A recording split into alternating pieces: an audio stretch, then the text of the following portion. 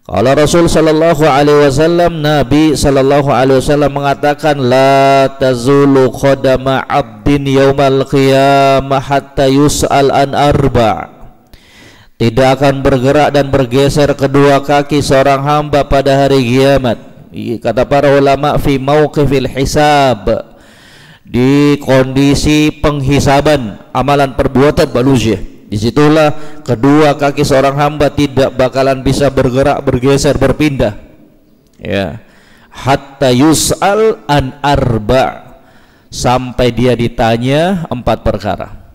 Ya, sebagian para ulama mengatakan bahwa hadis ini bersifat umum, semuanya bakalan ditanya, bakalan dihisap, semuanya kakinya bakalan tidak bisa bergerak. Itu pendapat sebagian ulama.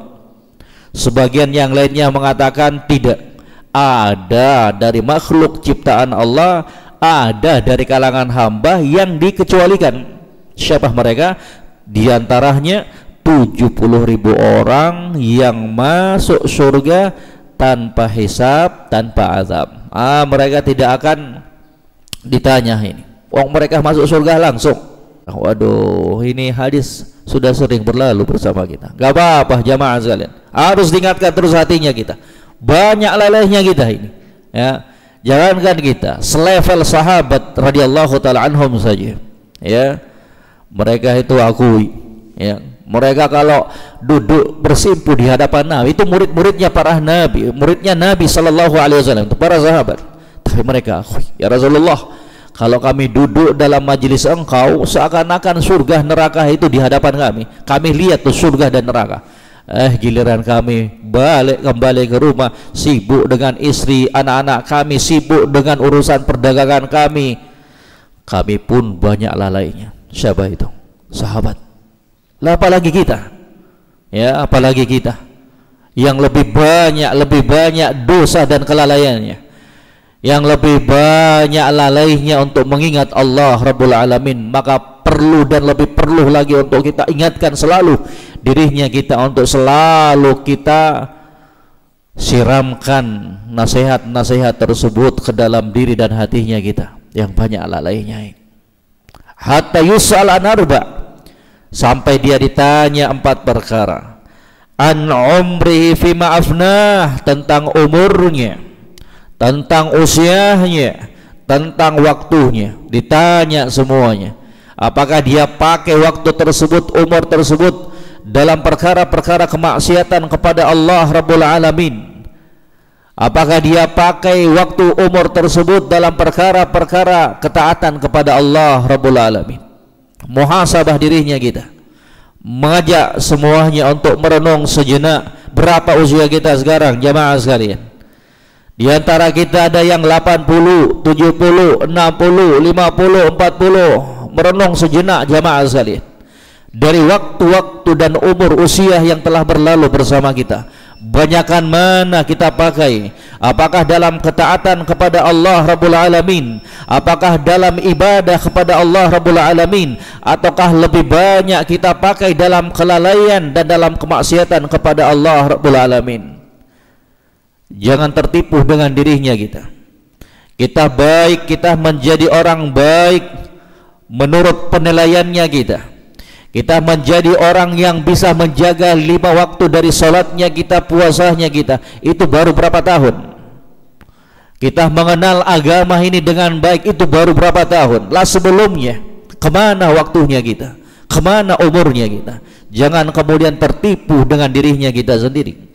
Jangan kemudian merasa bangga dengan pencapaian yang sedikit yang telah kita lakukan. Itu pun kita nggak tahu apakah amal tersebut diterima di sisi Allah Subhanahu wa taala ataukah tidak. Kita nggak tahu, ya. Kemudian dengan lengahnya kita serasa sudah mendapatkan kaplingan di surga Allah Subhanahu wa taala, seakan-akan surga dalam genggamannya kita. Naudzubillah.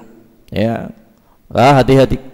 Ya, jangan sampai umur usia yang telah diberikan oleh Allah Rabbul Alamin tersebut dari sekarang ini malah kita lalaikan, malah kita tidak manfaatkan sebaik-baik. Dari apa-apa yang telah lewat, kejar dengan kebaikan. dari kemaksiatan yang pernah kita lakukan, mari kita barengi dan tutup dengan istighfar dan tobatnya kita kepada Allah. Dan mari kita isi dari waktu-waktu yang masih tersedia di hadapannya kita dengan beragam ketaatan kepada Allah Subhanahu wa taala. Innal hasanati yudhhibanas sayyiat, sesungguhnya amalan kebaikan tersebut akan melebur dan menghapus dosa-dosa yang pernah kita lakukan. Kejar tuh. Ya, kejar tuh. Ya Allah. Dulu kelam sekali kehidupan saya, ya Allah. Sholat dulunya Masya Allah masih bolong-bolong. Puasa Ramadan ya Allah cuma 20 aja ya. Kemudian kemaksiatannya kita kepada orang tuanya kita ya. Demikian pula kepada orang lain, diperhatikan itu semuanya. Wa an jasadihi fima ablah, tentang jasadnya, kemana dia pakai ya.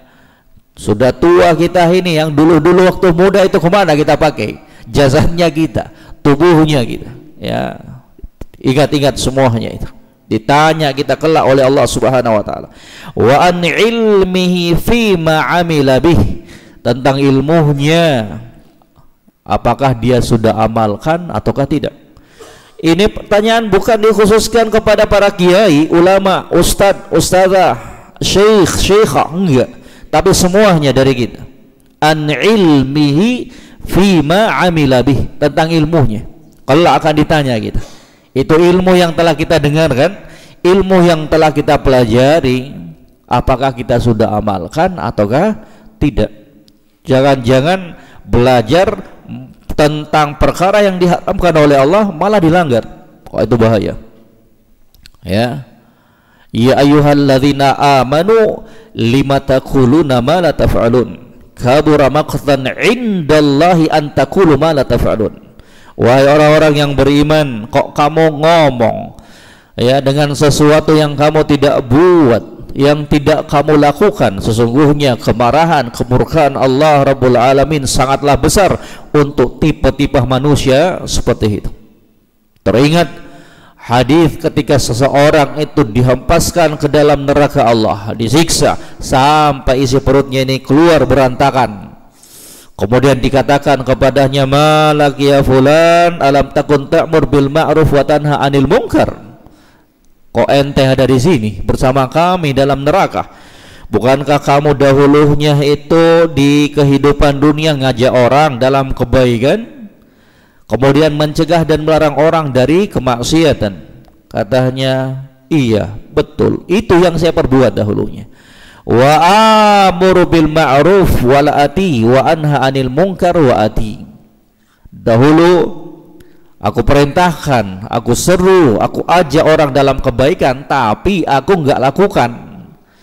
Dan aku larang, cegah manusia dari kejelekan, kemaksiatan, tapi aku sendiri yang lakukan. La ilaha illallah. Jadi ilmu itu puncaknya amalan. Buah dari ilmu itu adalah amalan, bukan sekedar untuk didengarkan, dicatat, direkam, di-share. Kalau share semangat, tapi giliran amalkan loyo. Jangan ya. Justru amalkan itu harus lebih semangat. Ilmu itu harus lebih semangat untuk kita amalkan dibandingkan untuk kita share. Harus lebih semangat kita untuk kita amalkan terlebih dahulu. Ya, diamalkan jamaah sekalian. Inti dari ilmu yang selama ini kita pelajari adalah untuk diamalkan, untuk diamalkan. Wa an malihim min aina iktasabahu wa fima anfaqah. Kemudian juga perkara yang keempat adalah tentang hartanya, kemana dia habiskan dan dari mana dia peroleh. Diingatkan lagi ya, min aina iktasabahu, dari mana dia dapatkan harta tersebut, wa fima anfaqah, dan kemana dia habiskan. Jadi harus dari dua sisi ini lolos kita, selamat kita, dari sumber yang halal, yang baik, dan juga dikeluarkan dari perkara-perkara kepada arah dan perkara yang diperbolehkan dan dianjurkan. Harus dua ini, tentang harta harus dua ini. nggak boleh yang satunya cara mendapatkannya halal, kemudian penyalurannya haram. Ya jamaah, ya didapatkan selektif dia. Oh, cegah betul, nggak mau ngambil harta orang, nggak mau tipu orang, nggak mau rampas hartanya orang, tapi ketika didapatkan harta pakai untuk judi, minum minuman keras, berzina, naudzubillah. Ataukah yang kedua, ya dia salurkan benar, ya ada pembangunan masjid, anak yatim, tapi cara perolehnya nggak benar, ya Robin Hood, ya nggak ada istilah Robin Hood dalam Islam, ya korupsi, kemudian untuk membersihkannya bangun masjid, untuk membersihkannya salurkan kepada anak yatim, nggak ada. Makanya kalau ada yang nanya gimana tuh Ustaz, diterima enggak tuh harta yang haram yang dia infakkan untuk pembangunan masjid, untuk menolong para janda-janda, anak yatim piatu, diterima enggak? Jawabannya enggak ada itu, ya. Makanya disebutkan oleh Nabi sallallahu alaihi wasallam, innallaha thayyibun la yaqbalu illa thayyiba. Allah itu indah, baik, dan akan menerima yang baik-baik saja.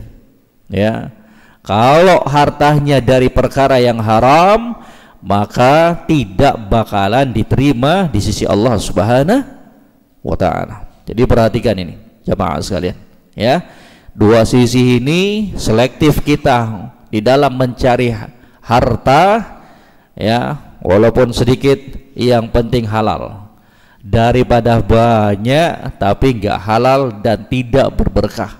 Hati-hati, jangan pernah masukkan makanan minuman ke dalam perut istri dan anak-anaknya kita dari sumber-sumber yang diharamkan oleh Allah Subhanahu wa ta'ala. Kemudian perhatikan juga gimana penyaluran harta rezeki yang selama ini telah diberikan oleh Allah Subhanahu wa ta'ala. Semoga Allah Rabbul Alamin menjadikan kita semuanya hamba-hambanya yang selalu bertakwa kepadanya, mempergunakan segala kenikmatan yang telah diberikannya dalam perkara-perkara yang mendatangkan keridhaan dan kecintaannya.